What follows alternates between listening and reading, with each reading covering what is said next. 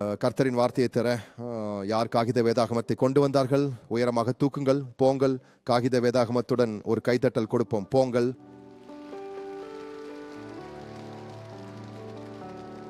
இப்போ பைபிளில் மட்டும் போ. 1 2 3.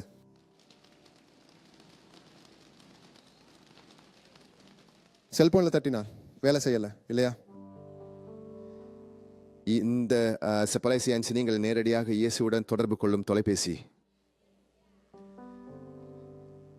தாகிலே உங்களை சாத்த பைபிள் வச்சிருக்கவும் அதை திருப்பி பார்க்கவும் உங்களுக்கு செய்தியை நல்லா புரிய வைக்கும் பைபிள்களை தேர்ந்தெடுக்கவும் ஊக்குவிக்கிறோம். இன்னைக்கு நான் போதிக்க போகும் இந்த பைபிள் என் பைபிள்களில் ஒன்றாகும். எனக்கு பைபிள்களின் ஒரு சேகரிப்பு உள்ளது. இது N.VI பார்த்தா சர்வதேச பதிப்பு. இது ஒரு எளிய பதிப்பு. என்னை இங்கே கைகளால் சுட்டி காட்டுகிறார்கள், என்னை மதிப்பீடு செய்கிறார்கள் என்று உணர்கிறேன். நான் இங்கே நடுவில் இருக்கிறேன்.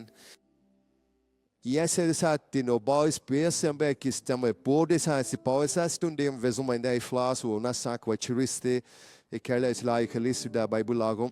அப்படியான போத காகித பைபிள் அற்புதமானது. எனில நீங்கள் கடவுள் உங்களிடம் பேசும் விஷயங்களை மட்டும் எழுதுவதல்லாமல் ஒரு வசனத்திலிருந்து மற்றொரு வசனத்திற்கு பைபிள் ஒத்திசைவு கொண்டு செல்லவும் முடியும்.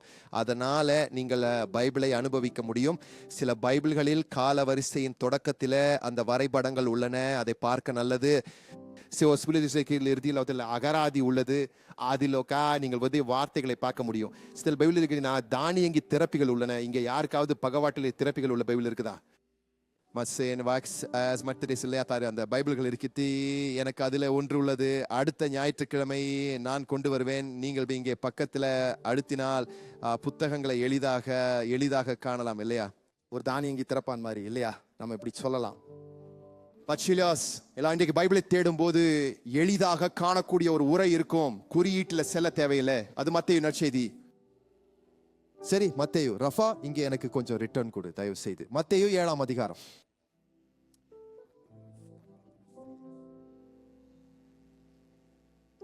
மத்தேயு புதிய ஏற்பாட்டின் முதல் நூல் இல்லையா? பாஸ்டர், நான் செல்போனில் பின்தொடரலாமா? முடியும், ஆனால் காகித பைபிள் வைத்திருப்பது நல்லது. சரியா? செல்போன் உங்களை கவனச்சிதற செய்யலாம்.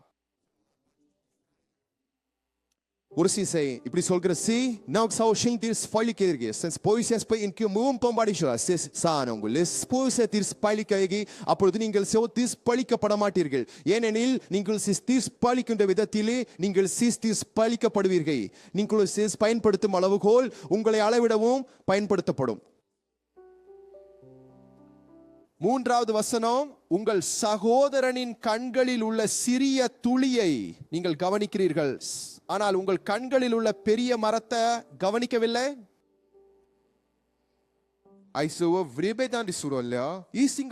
உங்கள் சகோதரனின் கண்ணில் உள்ள சிறிய துகளை கவனிக்கிறீர்கள், உங்கள் சகோதரனை நியாயம் செய்கிறீர்கள், ஆனால் உங்கள் சொந்த கண்ணில் உள்ள மரத்துண்டை கவனிக்கவில்லை. நீங்க உங்க சகோதரனிடம் எப்படி சொல்ல முடியும்? உங்க கண்களில் உள்ள சிஸ்கோவை நான் எடுக்கி அனுமதியுங்கள், ஆனால் உங்க கண்களில் ஒரு விகா இருக்கும்போது இதை சொல்றது இயேசு. அப்போது அவர் பொதுமக்களுக்கு, அதாவது பரிசேயர்களுக்கு, நடிப்பாளர்கள், முதலில் உங்கள் கண்களில் உள்ள கம்பியை அகற்றுங்கள், பின்னர் உங்கள் சகோதரரின் கண்களில் உள்ள துகள்களை அகற்ற நீங்கள் தெளிவாக பார்க்க முடியும் என்று கூறுகிறார்.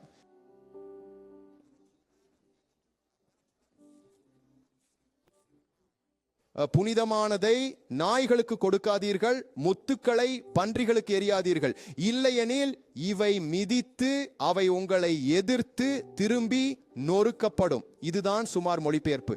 ஆனால் மையம் முதல் வசனம், நீங்கள் தீர்ப்பளிக்காதீர்கள், அப்போதுதான் நீங்கள் தீர்ப்பளிக்கப்பட மாட்டீர்கள். இவ்வளவுதான். சொல்லி மீது கை வைங்கள். ஒரு கணம் உங்கள் கண்களை மூடுங்கள்.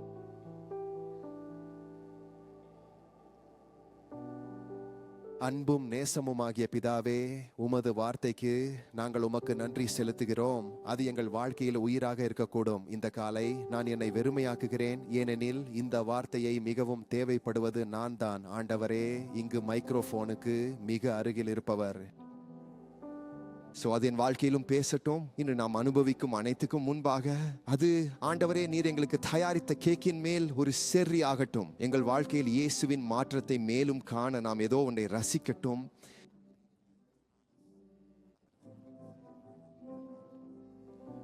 இயேசுவின் நாமத்தில் ஒப்புக்கொள்பவர்கள் ஆமென் என்று சொல்லுங்கள். ஆமென். இயேசுவுக்கு மிக உயரமாக கைத்தட்டுவோம். கொஞ்சம் ரிட்டர்ன் போடு ரஃபா.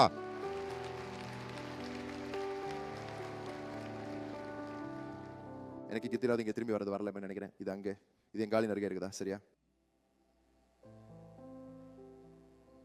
நீங்கள் தீர்ப்பளிக்காதீர்கள், அப்பொழுது உங்களுக்கும் தீர்ப்பளிக்கப்படாது. இயேசு அவர் ஒரு தெளிவான உதாரணம் வந்துட்டாரு. ரஃபா அவர் ஒரு தெளிவான உதாரணம் முறைகளை உடைப்பதற்கான.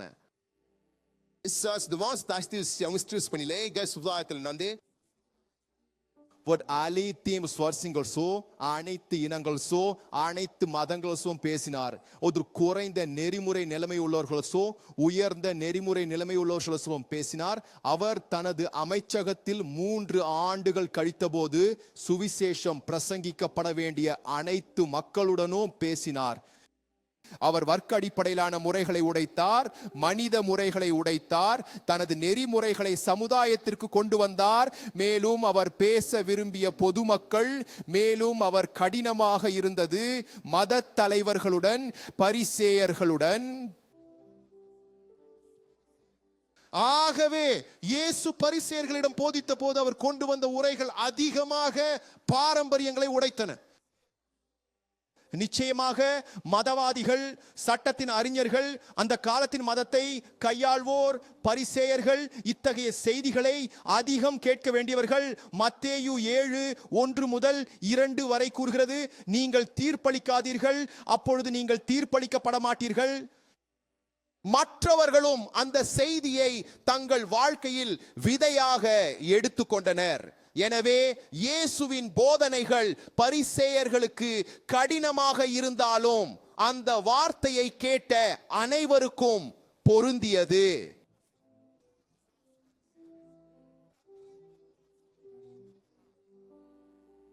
மற்றும் தெளிவாக அது பரிசேயர்களை குற்றம் சாட்டுவதற்காக அல்ல, ஆனால் அவர்களின் சுற்றியுள்ளவர்களுக்கு பரிசேயர்கள் செய்த தவறுகளை செய்யாமல் இருக்க எச்சரிக்கையாக இருந்தது.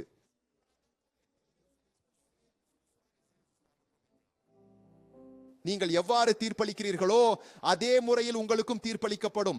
அதே அளவிலான முன்னுரிமையை நீங்கள் பெறுவீர்கள். நீங்கள் ஒருவருக்கொருவர் எவ்வாறு சமூக அளவீடு செய்கிறீர்களோ அதே அளவீடு உங்களுக்கும் செய்யப்படும்.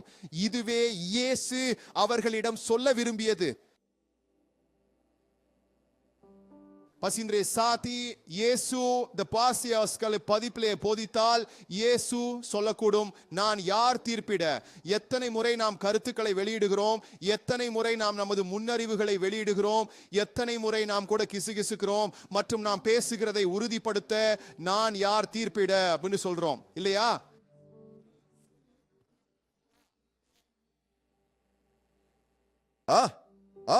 உன் பக்கத்தில் இருக்கும் நபரிடம் சொல்லு, நான் யார் தீர்ப்பளிக்க? இல்லையா?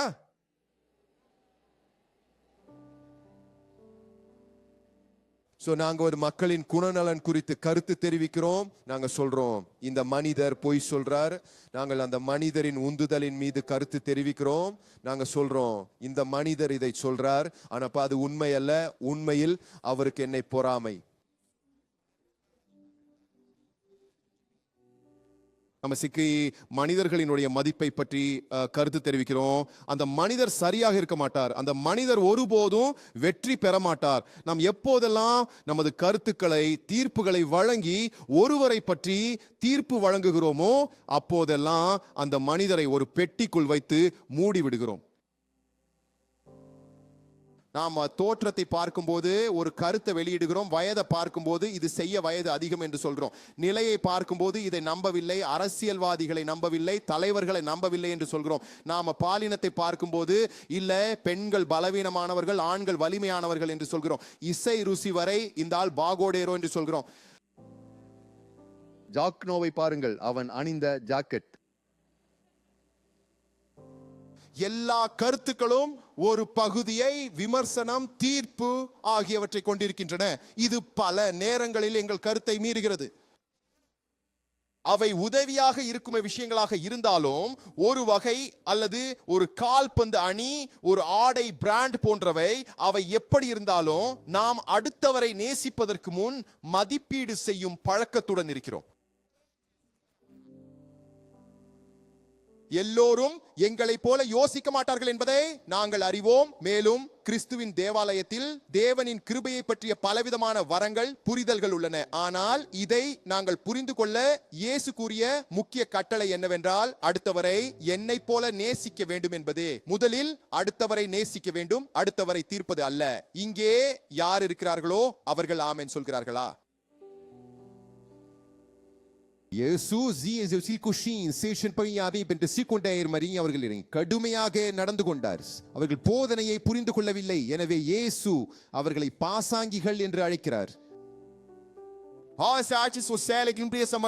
வெளிப்படுத்தப்படும் போது கண்கள் உள்ள தடை பார்க்காமல் நாங்கள் அதிகமாக கைகளை சுட்டி காட்டுகிறோம் என்பதை நாங்கள் உணர்கிறோம். நான் என் பாஸ்டாருடன் கற்றுக்கொண்டேன், நான் ஒருவரை சுட்டி காட்டும் போது மற்ற 4 விரல்கள் என்னை நோக்கி சுட்டி காட்டுகின்றன.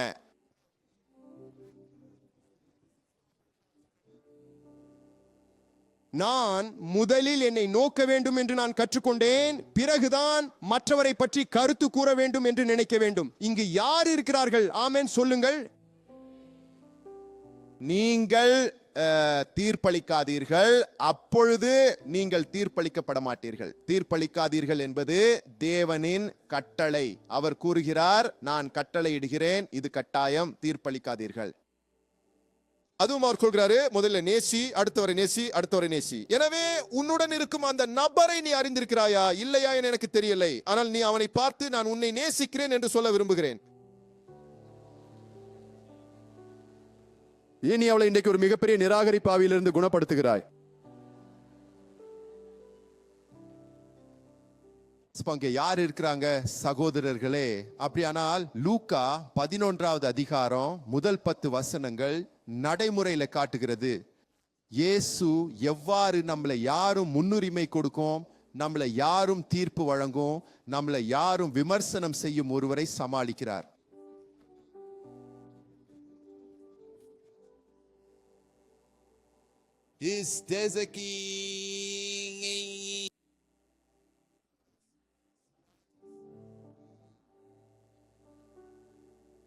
யோசுவா அழித்ததாக பைபிளில் அறியப்பட்டவை. மற்றும் அங்கே எரிகோவில் இன்றும் ஒரு நகரம் உள்ளது. நாங்கள் இஸ்ரேலுக்கு சென்றவர்கள் எரிகோவை பார்வையிட்டோம். மற்றும் அங்கே எரிகோவில் இது பாலஸ்தீன ஒற்றுமை பகுதி. எனவே பல யூதர்கள் அங்கு செல்ல முடியாது. ஆனால் அங்கு சுற்றுலா இடங்களில் ஒன்று ஒரு மரத்தை பார்வையிடுவது. அது ஒரு அத்தி மரம். அவர்கள் அதை ஜாக்கேயுவின் அத்தி மரம், ஜாக்கேயுவின் மரம் என்று கூறுகிறார்கள். அதாவது அது ஜாக்கேயின் மரம் அல்ல, இல்லையா? ஏனெனில் இஸ்ரேலில் 3 நிலைகள் உள்ளன. ஒன்று இது இங்கே, உண்மையில் இங்கே முதல் நிலை. இரண்டாவது நிலை இது, இதுக்கு பக்கத்துல. மூன்றாவது நிலை இது இங்கே இருக்கலாம்.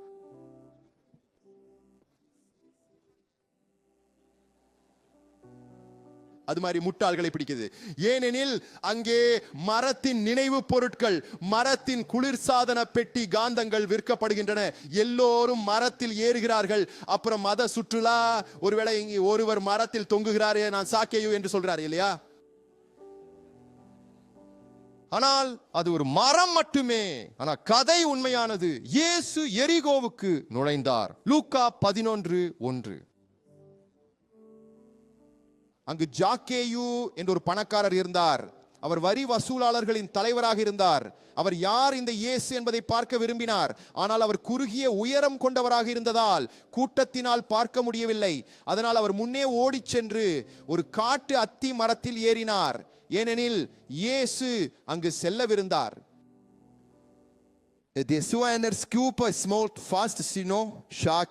விரைவாக இறங்கு, இன்னைக்கு உன் வீட்டில் தங்க விரும்புகிறேன். அதனால் அவர் விரைவாக இறங்கி மகிழ்ச்சியுடன் வரவேற்றார்.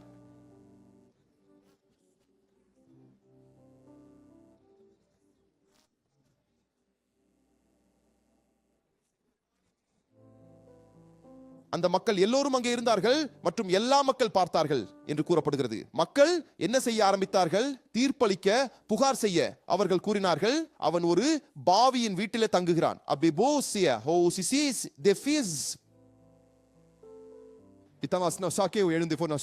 கடவுளே, பாருங்கள் கடவுளே, நான் என் சொத்துக்களின் பாதியை ஏழைகளுக்கு கொடுக்கிறேன்.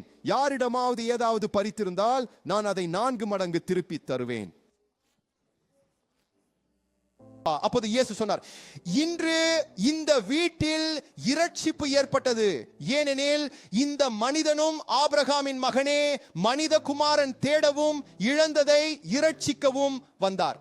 எல்லா இழந்தவர்களும் இயேசுவுக்கு கைத்தட்டுங்கள், போங்கள்.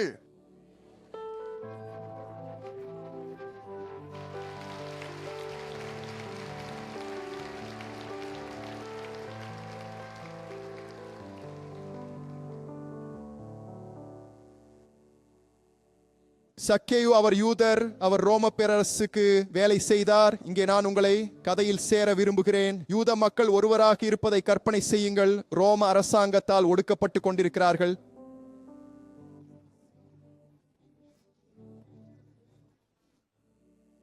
அந்த காலத்தில் அங்கே வாழ்ந்த யூத மக்கள் ஒருவராக இருக்கிறீர்கள் என்று கற்பனை செய்யுங்கள். ரோமன் அரசால் ஆளப்பட்டு அந்த அரசுக்கு அதிக வரிகள் செலுத்த வேண்டியிருந்தது. நீங்கள் வரி செலுத்த 50 நாட்கள் வேலை செய்ய வேண்டும். நீங்கள் 50 நாட்களுக்கு ஒரு முறை வரி செலுத்த 50 நாட்கள் வேலை செய்யாவிட்டால் ரோம பேரரசுக்கு 50 நாட்கள் வேலை வரி செலுத்த வேண்டும். இது மிகவும் துஷ்பிரயோகமானது, அடிமை வேலை போன்றது.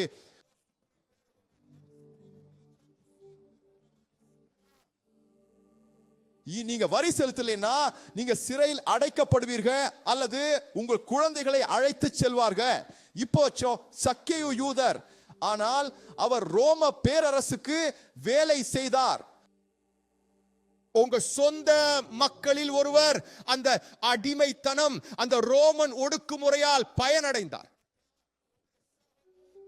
உண்மையில் அந்த யூத வரி வசூலிப்பவர், அவர் ஒரு வரி வசூலிப்பவர், அவர் மிகவும் பணக்காரர்.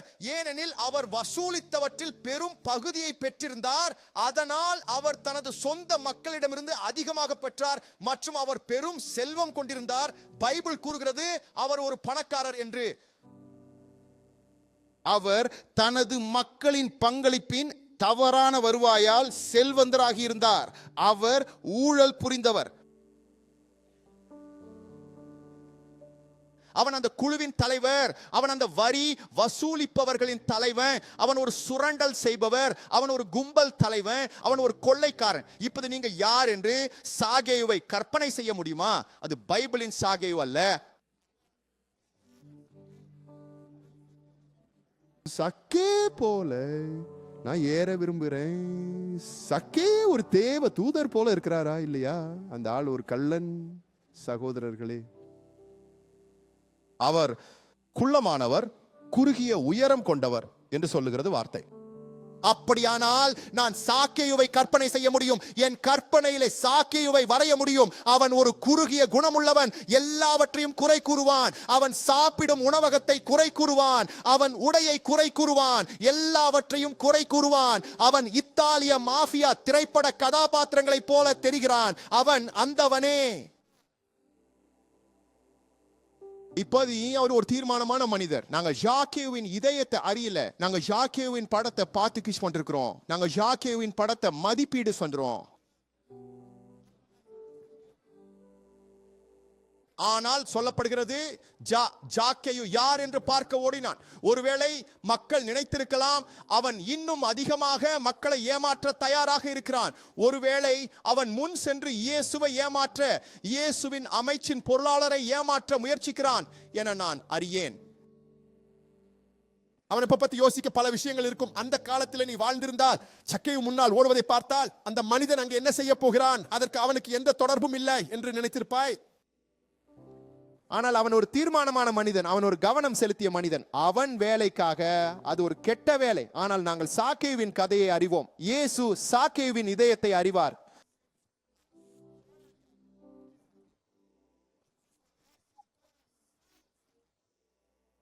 அப்போது இயேசு சொன்னார், நீங்கள் தீர்ப்பளிக்காதீர்கள், அப்பொழுது உங்களுக்கும் தீர்ப்பளிக்கப்படாது.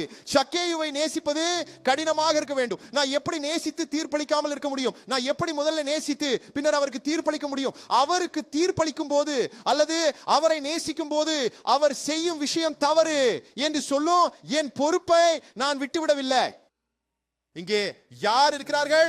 ஆமென் சொல்லுங்கள். நியாயம் செய்யாதது ஒப்புக்கொள்வதை குறிக்கவில்லை. நியாயம் செய்யாதது அந்த நபரை ஏற்கிறதை குறிக்கவில்லை. ஆனால் நியாயம் செய்யாதது அன்பை குறிக்கிறது. நண்பர் செய்த காயங்கள் நம்பிக்கைக்குரியவை, எதிரியின் முத்தங்கள் ஏமாற்றமிக்கவை. யார் அன்பு செய்கிறார்களோ அவர்கள் திருத்துகிறார்கள் என்று சொல்லுகிறது வார்த்தை. இங்கே யார் இருக்கிறாங்க? ஆமென் சொல்லுங்கள் நண்பா.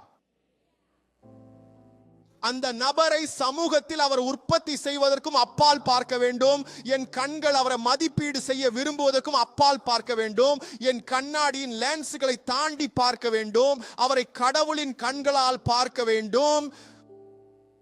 அங்கு ஒரு வாழ்க்கை இருக்கிறது, ஒரு ஆன்மா இருக்கிறது, உணர்வுகள் இருக்கின்றன, உணர்ச்சிகள் இருக்கின்றன என்பதை அறிந்து கொள்ளுங்கள். அப்பொழுது இயேசு சாக்கேயுவை அறிந்திருந்தார். லூக்கா 11:5 இயேசு அந்த இடத்துக்கு வந்தபோது மேலே பார்த்து கூறினார், சாக்கேயு விரைவாக இறங்கு, நான் இன்று உன் வீட்டில் தங்க விரும்புகிறேன். யார் இங்கு இருக்கிறார்களோ அவர்கள் ஆமென் சொல்லுங்கள்.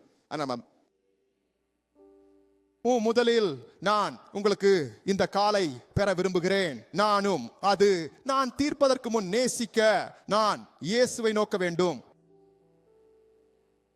இயேசு இங்கே ஒரு பெரிய பாரடிக்மத்தை உடைக்கிறார். முதலில் அவர் சமுதாயத்தால் குற்றம் சாட்டப்பட்ட ஒரு மனிதருடன் பேசுகிறார்.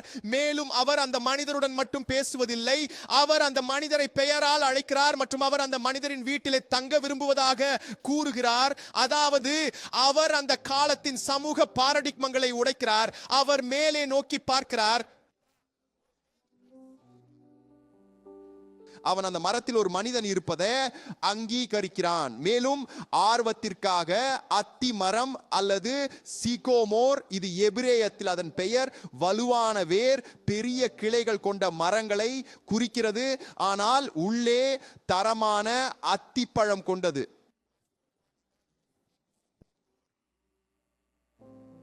எனக்கு தோன்றுகிறது பைபிளில் எதுவும் வீணாக இல்லை. ஏன் அந்த மரம் ஒரு அத்தி மரமாக இருந்தது, அது திராட்சை மரமாக இல்லை? ஏன் அது அத்தி மரமாக இருந்தது? எங்கு ஜாக்கேயு இருந்தாரு? ஏனில் உள்ளே ஒரு தரம் இருந்தது. சாக்கேயின் உள்ளே ஒரு தரம் இருந்தது. அவனின் வெளிப்புறம் பெரியதாகவும் அழகாகவும் இருந்தது, அது ஆச்சரியமாக இருந்தது. ஆனால் அவனின் உள்ளே இயேசுவுக்கே தெரிந்த ஒரு பழத்தின் தரம் இருந்தது. இந்த காலை உங்களுக்கு சொல்ல விரும்புகிறேன், ஆண்டவர் உங்கள் இதயத்தை அறிவார். உங்க வாழ்க்கையின் வெளிஸ்வாரத்தை பார்க்கலாம், உங்க வாழ்க்கையின் வெளிஸ்வாரத்தை மதிப்பீடு செய்யலாம், உங்கள் வாழ்க்கையின் வெளிஸ்வாரத்தை பற்றி கருத்துக்களை வெளியிடலாம். ஆனால் ஆண்டவர் உங்கள் இதயத்தை அறிவார்.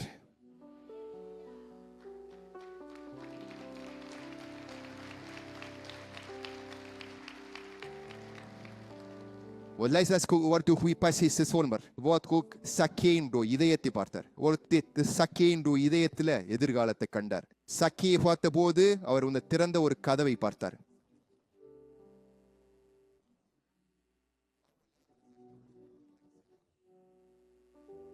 இயேசு சாக்கேயுடைய பாவத்தை புறக்கணிக்கல. அவர் முதல்ல நேசித்தார். அவர் முழுமையான மாற்றத்தை ஏற்படுத்தினார். அவர் பைபிள் கொடுக்கல, அவர் விமர்சனங்களை வழங்கல, அவர் வாதங்களை முன்வைக்கல, அவர் சாக்கேயை குற்றம் சாட்டல.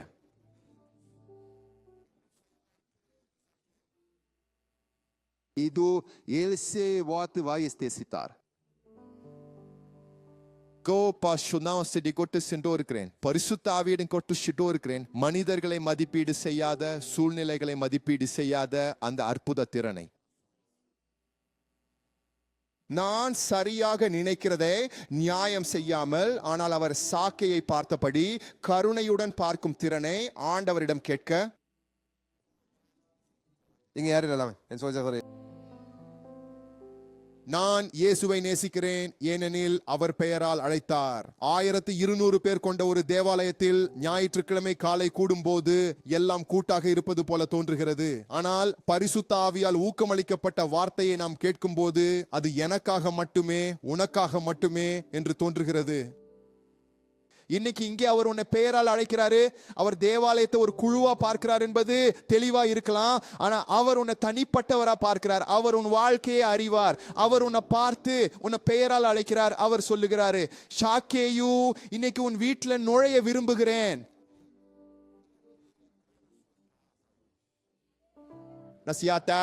உன்னோட தூங்க போறேன், சரி நான் உன்னோட இருக்க விரும்புகிறேன், சரி நான் உன் இதயத்துல நுழைய போறேன். இது அழைப்பு அல்ல. நான் உன்னை ஒரு மதத்துல சேர அழைக்கல சாக்கேயு. நான் உன் வீட்டுல நுழைய எனக்கே அழைப்பு விடுகிறேன். நான் உன் வீட்டுல வசிக்க விரும்புகிறேன் சாக்கேயு. சாமி,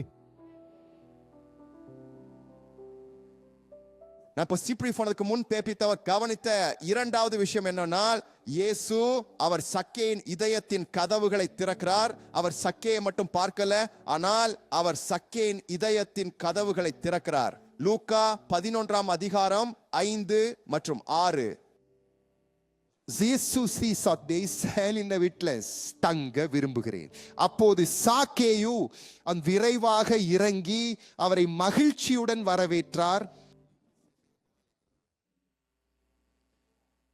இது மிகச்சிறப்பானது. ஏனெனில் இயேசு கதவை தட்டுகிறார். அதை திறக்கிறவரிடம் அவர் உள்ளே சென்று அவருடன் இரவு உணவு உண்ணுவார். சாக்கேவுக்கு இயேசுவின் வருகை மறுக்கும் வாய்ப்பு இருந்தது. ஆனால் இயேசு அனைவரையும் அதிர்ச்சி அடைய செய்தார். அவர் சாக்கேவின் வீட்டுக்கு சென்றார். அவர் சாக்கேவின் வீட்டுக்கு செல்வதையே தவிர அவர் வரி தொகுப்பாளருடன் மேசையில் உட்கார்ந்தார். அவர் பாவியுடன் மேசையில் உட்கார்ந்தார். அவர் அங்கே இருந்த அசுத்தத்தின் மேசையில் உட்கார்ந்தார்.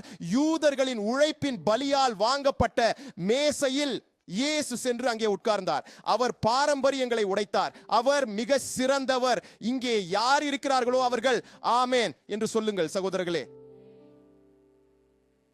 அவர் இதை மறைமுகமாக நடத்துவதில்லை. அவர் ஜாக்கையுவை அழைத்து ஜாக்கையுவின் காதில பேசுவதில்லை. அவர் இதை பொதுவாக செய்கிறாரு.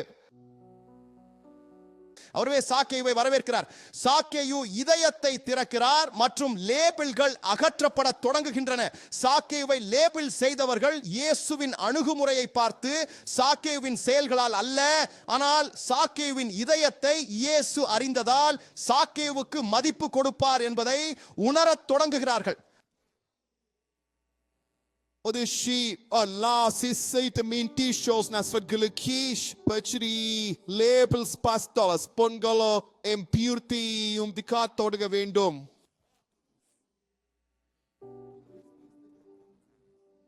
இங்கே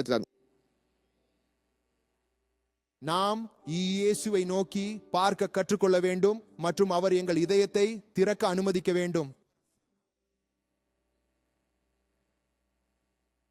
இந்த மேசையில கொண்டு வர நாங்க ஒப்புக்கொள்ளும் மக்களை மட்டுமல்ல, நாங்க அடையாளம் காணும் மக்களை மட்டுமல்ல, இயேசு நேசிக்கிறோம் மக்களை மேசையில கொண்டு வர.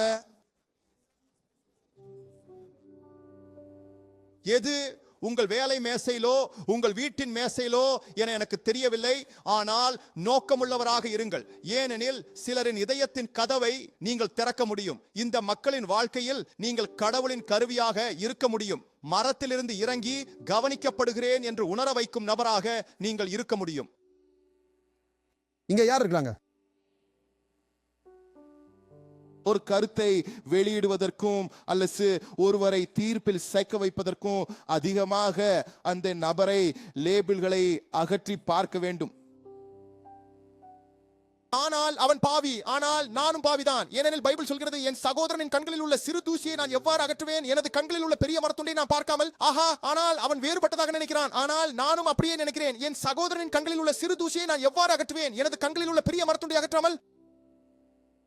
அதனுடைய பாவத்துடன் நான் ஒப்புக்கொள்வேன் என்பதை குறிக்கவில்லை. இயேசு நீங்கள் எப்படி இருக்கிறீர்களோ அப்படியே வாருங்கள் என்று கூறுகிறார். ஆனால் நீங்கள் அப்படியே இருக்க மாட்டீர்கள். நீங்கள் இயேசுவை நேசிக்கும் பொழுது மற்றும் நீங்கள் பாவி என்று உணரும் பொழுது நீங்கள் வரி வசூலிப்பவராக இருந்து விடுவீர்கள், நீங்கள் வரி வாங்குபவராக இருந்து விடுவீர்கள். மற்றும் நீங்கள் செய்த அனைத்து தீமைகளையும் சாக்கேயு கடவுள் இயேசுவின் அன்பு கொண்டு வந்த கிருபை மற்றும் நாணம் காரணமாக அவர் தானே சொன்னார், நான் திருடியதை விட 4 மடங்கு திருப்பி தருவேன்.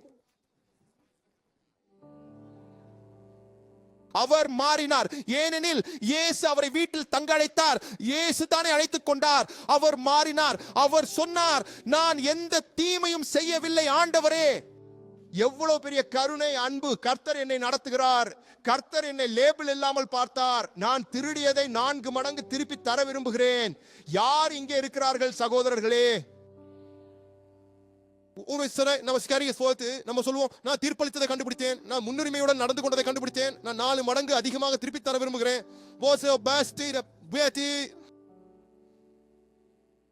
அவர் ஜாக்கேயுவின் வீட்டுக்கு சென்றார். அவர் மேசையில் அமர்ந்தார் மற்றும் பரிசுத்த ஆவி ஜாக்கேயுவை மனம் திரும்ப செய்தார். அவர் ஜாக்கேயுவின் வாழ்க்கையில் மனம் திரும்புவதற்கான வாயிலாக இருந்தார். எனவே எனக்கு தீர்ப்பது மிகவும் எளிது. பயிற்சி என்பது தீர்ப்பதற்கு முன் நேசிப்பது.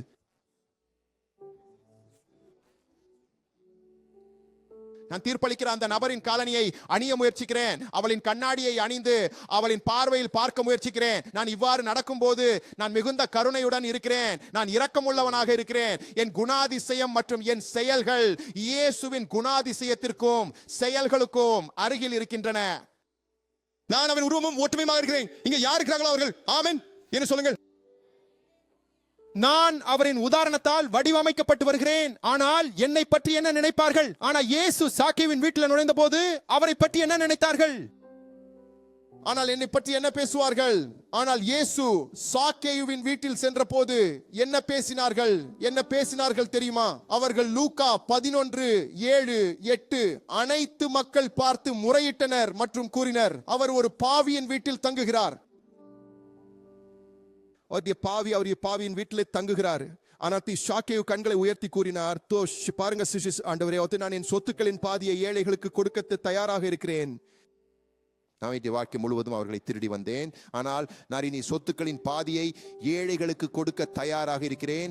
மேலும் யாரிடமாவது நான் பறித்திருந்தால், யாரிடமாவது நான் ரோமன் கலாச்சாரத்தின்படி நடந்திருந்தால், நான் 4 மடங்கு திருப்பி தர விரும்புகிறேன். இந்த மேசையில உங்களுடன் நான் அனுபவிக்கிறதை காட்டிலும் முக்கியமானது எதுவும் இல்லை. இந்த வாய்ப்புக்காக உங்களுக்கு நன்றி சொல்ல விரும்புகிறேன். என் வீட்டில் உங்களை வரவேற்கிறேன். இந்த மரத்துல ஏறினது உன்னை பார்க்கவே நீங்கள் என்னை பெயரால் அழைத்த போது நான் பயந்து விட்டேன். நீங்கள் என் பெயரை எப்படி தெரிந்து கொண்டீர்கள் அப்படி என்று தெரிந்து கொள்ள விரும்பினேன். யாராவது உங்களுக்கு என்னை பற்றிய ஏதாவது சொன்னார்களா? நான் உங்களுக்கு நன்றி சொல்ல விரும்புகிறேன். ஏனெனில் நான் என் வாழ்க்கை முழுவதும் இதை அனுபவித்திருக்கிறேன். நான் என் சொந்த மக்களால் நிராகரிக்கப்பட்டவன். நான் அவர்களின் பாம்பின் முனையில் இருக்கிறேன். ஆனால் எனக்கு நட்பு இல்லை, எனக்கு சமூக தொடர்பு இல்லை, நான் யாருடனும் உறவு இல்லை. ஏனெனில் நான் பாம்பின் உச்சியில் வாழ்கிறேன். நான் என் மக்களால் நிராகரிக்கப்படுகிறேன். நான் என் மக்களால் அவமதிக்கப்படுகிறேன். என் வீட்டில் யாரும் ஒருபோதும் வரவில்லை. En dibbe kuetini und pleiste pier. நீங்கள் வந்து என்னுடன் உட்கார்வதற்காக மட்டுமல்ல, என் வீட்டின் அறைக்கு சென்று என் வீட்டில் தங்குவதற்காகவும் முன் வந்தீர்கள். அறை என்பது நெருக்கத்தை பற்றியது. நீங்கள் என் வீட்டின் ஹாலில் மட்டும் கடந்து செல்லவில்லை, என் வாழ்க்கையின் நெருக்கத்திற்குள் நுழைந்தீர்கள். என் வாழ்க்கையின் நெருக்கத்தில் நீங்கள் என்னை ஒரு சிறந்த மனிதராக மாற்றுகிறீர்கள். என் பேராசை என்னை ஒரு வரி வசூலிப்பவராக ஆக்கியது என்று நான் உணர்ந்தேன். ஆனால் இப்போது நான் திருப்பி கொடுக்க விரும்புகிறேன். நான் உங்கள் சீடராக, உண்மையான கிறிஸ்தவராக இருக்க விரும்புகிறேன். இங்கே யார் இருக்கிறார்களோ அவர்கள் ஆமென் என்று சொல்கிறார்கள். ஓ, இது இயேசுவுக்காக என்றால் சிறப்பாக செய்.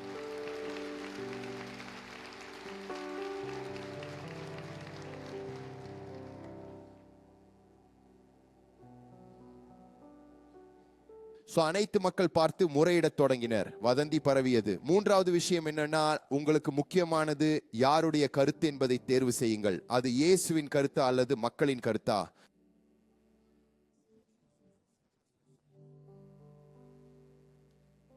நீங்க வந்து அறிந்திருக்கிறீங்க, வார்த்தை முக்கியமானது இல்லையா? மற்ற ஒவ்வொரு முறையும் ஒருவர் உங்ககிட்ட ஒரு வார்த்தையை வைக்கும் போது நீங்க பார்த்து அந்த வார்த்தையை வந்து ஏற்றுக்கொண்டால் அந்த வார்த்தையின் செல்வாக்கை நீங்க வந்து அனுமதிக்கிறீங்க. PCC o krasenit leili desingasis o sakonat intersteira de ishita singlais hamashikonika. Det är så att jag har sett det vi alla speciellt är sin det vakle kurkendna. அப்படியானால் நான் என்னை நானே மதிப்பீடு செய்யும் போது கூட என் சொந்த பெருமையின் காரணமாக நீங்கள் உங்களின் மீது ஒரு கருத்தை வெளியிடும் போது, நீங்கள் வாழ்ந்து கொண்டிருக்கும் ஏதாவது பற்றி பேசும்போது, உங்கள் சொல் உங்கள் வாழ்க்கையில் சக்தி கொண்டது. இங்கே யார் இருக்கிறார்கள்? ஆமென் என்று சொல்லுங்கள். அப்படியானால் நீங்கள் உங்கள் பெருமையின் காரணமாக சிக்கிக் கொண்டிருக்கும் போது உங்களை நீங்களே குற்றம் சாட்டுகிறீர்கள். நீங்கள் குற்றம் சாட்டப்படாதிருக்க குற்றம் சாட்டாதீர்கள். நான் என்னை குற்றம் சாட்டும் போது நான் என்னை தானே குற்றம் சாட்டுகிறேன். நான் என்னை தேவனின் கருணையுடன் பார்க்க அனுமதிக்கலே. நான் என்னை சக்கைவா பார்க்க அனுமதிக்கலே. அப்போது வார்த்தையை கேட்கும் போது நீ ஒரு பாவி,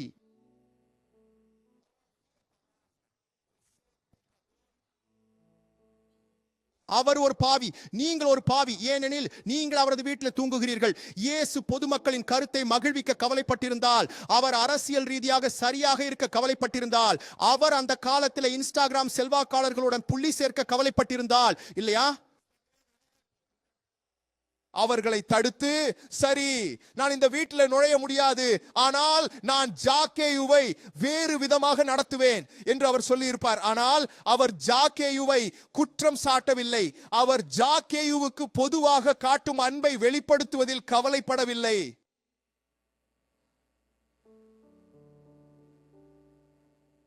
என்னை பத்தி என்ன நினைப்பாங்க? நான் தேவாலயத்துக்கு வரும்போது என்ன பார்த்தா, நான் ஒரு கருப்பு புஸ்தகத்தை தினமும் வேலைக்கு கொண்டு சென்று என் மேசையின் மீது வச்சா என்ன நினைப்பாங்க? இல்லையா, நான் ஒரு பைபிள் கொண்டு வந்தால் என்ன நினைப்பாங்க? எப்படி என்னை மதிப்பீடு செய்வார்கள்? மதிய உணவின் நேரத்தில் உண்ணாமல் இருந்து ஒரு நோன்பு இருந்து வேதங்களை படிக்க நான் என்ன செய்வேன் என்று அவர்கள் என்ன நினைப்பார்கள்? வேலை நாளை தொடங்குவதற்கு முன் என் வேலை நிலையத்தில் வந்து என் நாற்காலியில் மண்டியிட்டு அமர்ந்தால் என்னை பற்றி அவர்கள் என்ன நினைப்பார்கள்?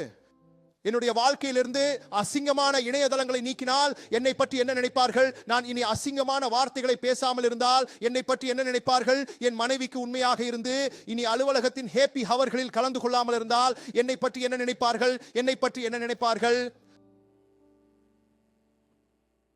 Nu fanns sinu viki utong ut no size. Pa en dag vi kopri pro pas de Yesu ange solrar. Nanba, inna uti ang sene people yo utina kal prale. நான் இன்னைக்கு உன் வீட்டில் தூங்க விரும்புறேன். சாக்கையோ அதியோ ஆசக்கியத்தே. மற்றும் தெரியுமா சகோதரர்களே, இயேசு இப்படியாக இல்லாவிட்டால் அவர் என் வாழ்க்கையில நுழைய மாட்டார். அவர் உங்கள் வாழ்க்கையிலும் நுழைய மாட்டார். இயேசு யாரை அவர் சந்திக்க போகிறார், யாரை அவர் நுழைய போகிறார் என்று தேர்வு செய்ய ஒரு செயல்முறையை செய்திருந்தால் நான் தோல்வி அடைவேன், நீங்கள் கூட. ஆனால் அவர் கருணை உள்ளவர். அவர் தீர்ப்பளிக்கல. அவர் முதலில் நேசிக்கிறார் மற்றும் அவர் உங்கள் வாழ்க்கையில நுழைய முடிவு செய்தார். அவர் உங்கள் வீட்டில் நுழைய முடிவு செய்தார். அவர் என் வாழ்க்கையில நுழைய முடிவு செய்தார். மற்றும் யார் நன்றி சொல்ல முடியும்? ஆண்டவரே, நன்றி ஆண்டவரே.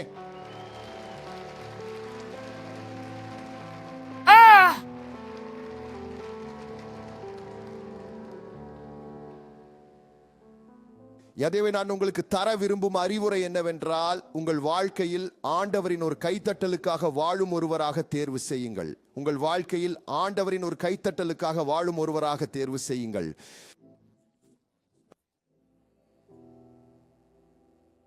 என் தேர்வுகளை வடிவமைக்க ஆண்டவரே என்னை வழியாக தேர்வு செய். எனக்கு ஒரு முடிவு எடுக்க வேண்டிய நேரத்தில் உமது வார்த்தை எனக்கு தேவனின் ஆலோசனையாக கருதப்பட வேண்டும். ஆண்டவரே, எனது இதயத்தின்படி நான் செய்யாமல் இருக்க, ஏனெனில் அது ஏமாற்றக்கூடியது. வானத்திலிருந்து என் முடிவை பாவத்திற்கு இல்லை என்று சொல்ல, பேராசைக்கு இல்லை என்று சொல்ல, வட்டி வியாபாரத்திற்கு இல்லை என்று சொல்ல, என் வாழ்க்கையை சோதித்த அனைத்து விஷயங்களுக்கும் இல்லை என்று சொல்ல கர்த்தர் பாராட்டட்டும். நான் ஆண்டவரே உங்களால் பாராட்டப்படுவதற்கு தகுதியானவனாக இருக்க விரும்புகிறேன். உமது குரலை கேட்டு, ஏ சக்கேயு, இன்றைக்கு உன் வீட்டில் நுழைய விரும்புகிறேன், உன் உள்ளத்தை மாற்ற விரும்புகிறேன் என்று உம்மிடமிருந்து கேட்க தகுதியானவனாக இருக்க விரும்புகிறேன். ஆமென். இது இயேசுவுக்காக என்றால் சிறப்பாக செய், போ.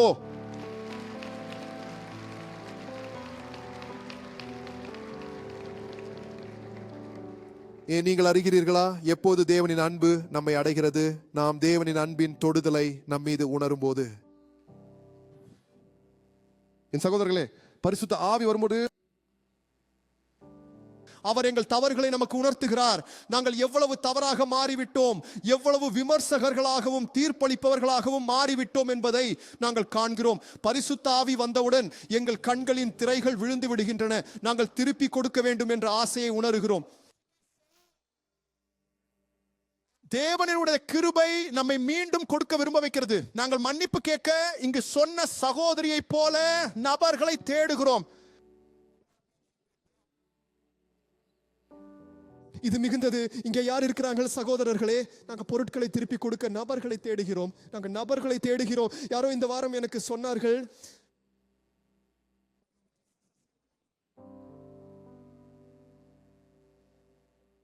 எப்படி இருந்தது?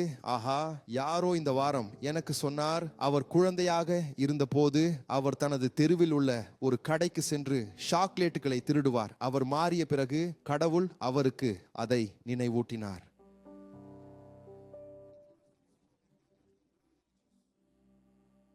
அவர் அங்கே திரும்பி வந்தார். பல ஆண்டுகளுக்கு பிறகு, 30 மற்றும் சில ஆண்டுகளுக்கு பிறகு அவர் அங்கே அந்த விற்பனைக்கு சென்றார் மற்றும் அந்த விற்பனையின் உரிமையாளர் யார் என்று தேடினார். ஆனால் அவர் அங்கே இல்லை.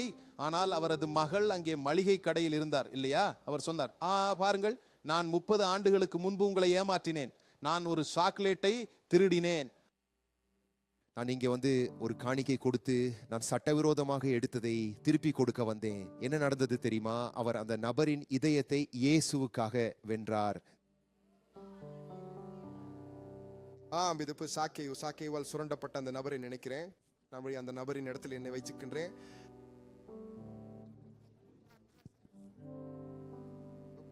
நான் என் மனைவியிடம் சொல்லலாம், பாரு, சாக்கேயு மீண்டும் வருகிறான். நம்மிடம் உள்ளதை மறைத்து வையுங்கள், கோதுமையை மறைத்து வையுங்கள், உணவை மறைத்து வையுங்கள், அவன் மீண்டும் எல்லாவற்றையும் எடுத்து செல்லுவான். அப்போது சாக்கேயு கதவை தட்டினால் நாங்கள் சொல்வோம், மனிதா, நாங்கள் மாலா பினாவிலே விழுந்து விட்டோம். அந்த உணர்வு வருகிறது இல்லையா? நாங்கள் மாலா பினாவிலே விழுந்து விட்டோம். நமது வருமான வரியை திருடப் போகிறார்கள்.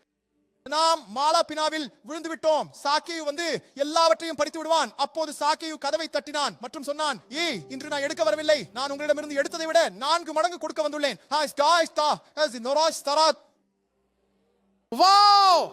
இங்கே யார் இருக்கிறார்கள் சகோதரர்களே?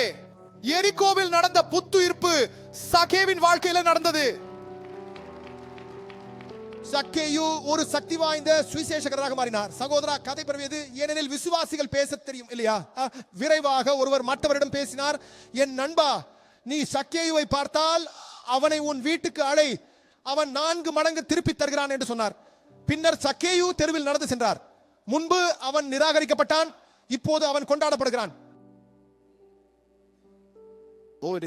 தாராளமா கொடுக்கிறான். இப்ப அவனை தெற்களில் செல்லும் போது மக்கள் சொல்றாங்க, அங்கே போகிறான் சக்கேயு, ஒரு நீதிமான். தெரியுமா, எங்கள் நகரத்தில் இயேசு அவரை தேர்ந்தெடுத்தார். இயேசு இங்கே இருந்தபோது அவர் தங்குவதற்கு சக்கேயின் வீட்டை தேர்ந்தெடுத்தார்.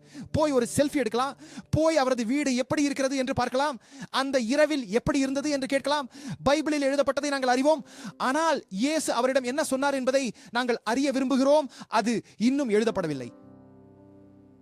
இங்கு சகோதரர்களே, இரவு முழுவதும் இயேசு சாக்கேயோட என்ன பேசினாரு? சாக்கேயு இயேசுவை தூங்க விட்டாரா என்று நீங்கள் நினைக்கிறீர்களா? இயேசு உங்க வீட்டுக்கு வந்தால் நீங்கள் இயேசுவை தூங்க விடுவீர்களா? நான் உங்களுடன் இருக்க விரும்புகிறேன். இங்கே எல்லாவற்றையும் உங்களிடம் சொல்ல விரும்புகிறேன், உங்களை கேட்க விரும்புகிறேன்.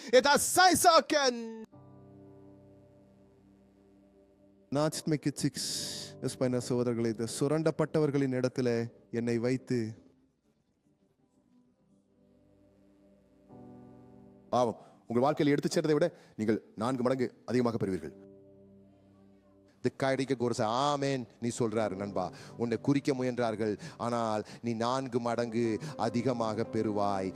மரியாதை, அமைதி, மகிழ்ச்சி, அமைதியான தன்மை, நீண்ட நிலை, உன்னிடம் உள்ள ஆவியின் அனைத்து கனிகளும் இதை கிடைக்கும் ஒருவர் ஆமென் என்று சொல்றார். ஆமென். அல்லேலூயா.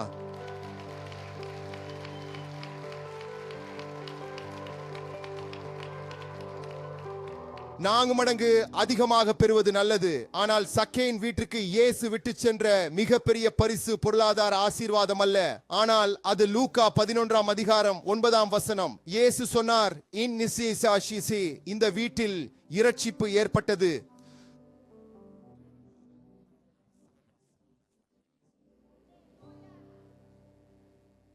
ரட்சிப்புக்கு விலை இல்லை.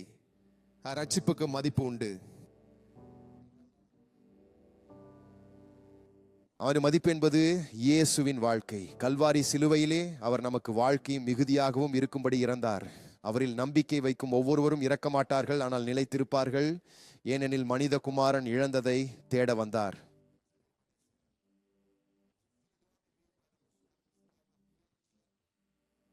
யக்கேயு இன்னையில தொலைந்து போயிருந்தார் மற்றும் ஒரு விதியை பெற்றார்.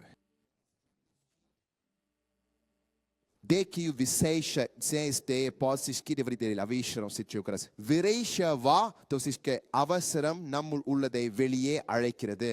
ஷக்கேயு என்ற பெயர் தூய்மையானவன் என்று பொருள்.